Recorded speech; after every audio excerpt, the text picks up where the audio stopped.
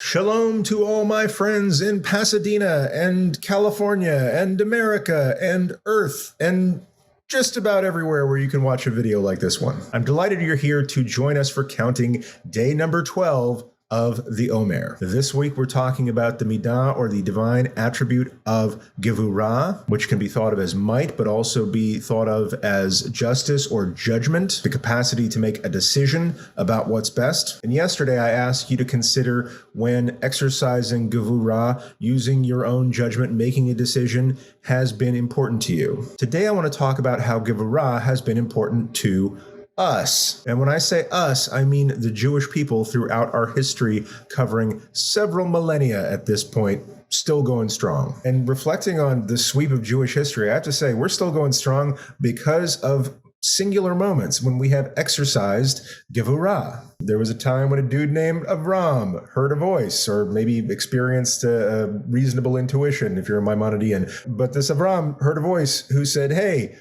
I want you to leave everything that you know. You be my Avram and I'll be your God. And I think it's going to work out well for both of us. And Avram had several options at that point. One option could be to say back, no, leave me alone, please. I've got troubles of my own. One option could be to say, I think I need to ring up my psychologist. I'm hearing voices. He might have questioned his own judgment or ignored this voice altogether.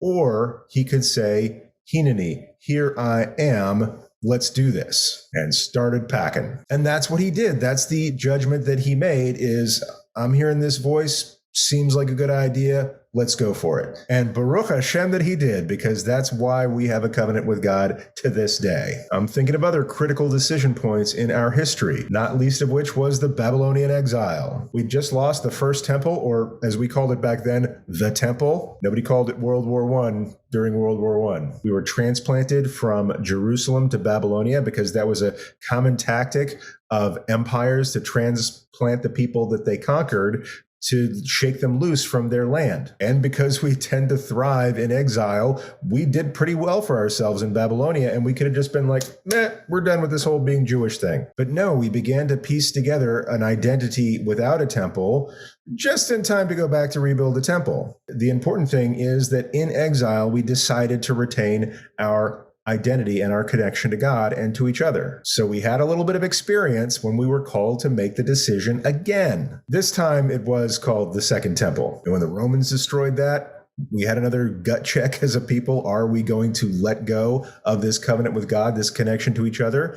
Or are we going to figure out a way to stay connected, even if it meant radically revising how Jewish people did their Jewishness? And that decision made over and over again to stay connected to who we are, when succumbing to despair or the attractiveness of assimilation, would have been way easier. But no, we exercised Gevurah, might, judgment. And that's the key to our resilience as a people throughout our history. I'd be remiss at this time to forget about judgments that we made a year ago. When we heard that the safest thing to do was to stay home and not be around other people, we had a decision to make. Are we going to keep going to synagogue, as is our First Amendment right? Are we going to shut the synagogue down and just pretend like we're not a part of the synagogue for until whenever? And be like, I'll catch you later, Judaism. And in that moment, so many people of the PJTC community, in Jewish communities around the country and around the world, exercised their Gevurah and decided, no, we're going to stay connected.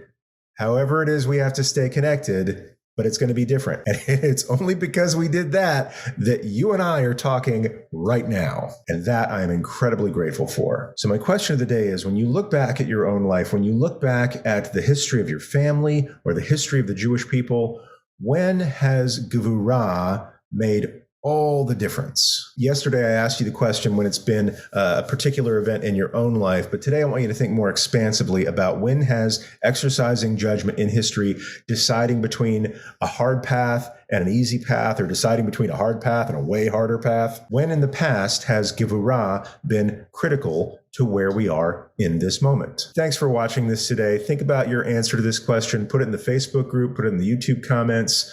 Email it back to me, write it down someplace, and don't forget to count day number 12 of the Omer starting tonight after dark. Until next time, friends, peace.